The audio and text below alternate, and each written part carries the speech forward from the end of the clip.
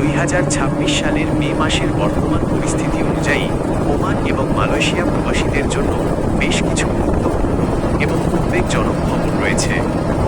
আমার প্রবাসী 24 চ্যানেলের দর্শকদের জন্য এই বিশ্লেষণমূলক রিপোর্টটি অত্যন্ত জরুরি হতে পারে। 1. ওমান প্রবাসীদের জন্য পরিস্থিতি মে 2026 আপডেট। ওমান প্রবাসীদের জন্য খবরটি মিশ্র। একদিকে যেমন ভিসা খোলার আশা আছে, অন্যদিকে অবৈধদের নিয়ে কড়াকড়িকে অনেকেই দুঃসংবাদ হিসেবে দেখছেন। ভিসা নিষেধাজ্ঞা। বর্তমান অবস্থা, ওমান সরকার গত জানুয়ারি 2026 ঘোষণা দিয়েছিল যে আগামী 2 মাসের মধ্যে বাংলাদেশিদের জন্য নতুন কাজের ভিসা পুনরায় চালু হবে। তবে মে মাস পর্যন্ত পাওয়া তথ্য অনুযায়ী শুধুমাত্র দক্ষ, স্কিল্ড এবং পেশাদার ক্যাটাগরির জন্য কিছু ছাড় দেওয়া হলেও সাধারণ শ্রমিকদের জন্য ভিসা প্রক্রিয়া এখনও পুরোপুরি স্বাভাবিক হয়নি। রেগুলারাইজেশন ও জরিমানা মওকুফ।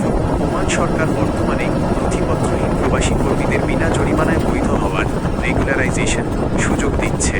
তবে যারা এই সময়ের মধ্যে বৈধ হবে না বা দেশ ছাড়বে না, তাদের জন্য বড় ধরনের আইনি পদক্ষেপ এবং আজীবনের জন্য প্রবেশ নিষেধাজ্ঞার মতো কঠোর বার্তা দেওয়া হয়েছে। নতুন লেবার ল 2026।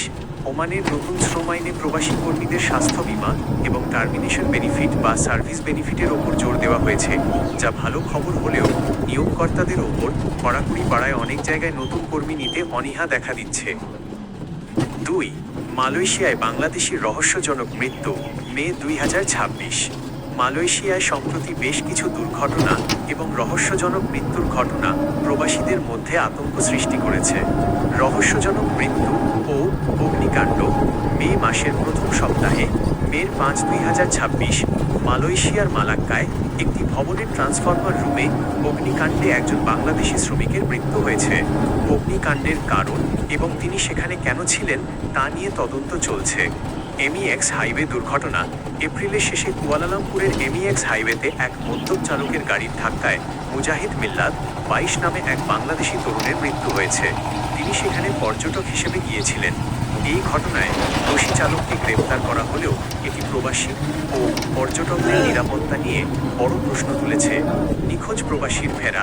একটি আশার খবর হলো, দীর্ঘ 27 বছর নিখোঁজ থাকার পর শরীয়তপুরের আমির হোসেন তালুকদার নামের এক প্রবাসী মালয়েশিয়ার জঙ্গল থেকে উদ্ধার হয়ে সম্প্রতি দেশে ফিরেছেন। এটি যেমন আনন্দের, তেমনি প্রবাসে মানসিক স্বাস্থ্যের ঝুঁকির একটি রহস্যজনক দিক উন্মোচন করেছে।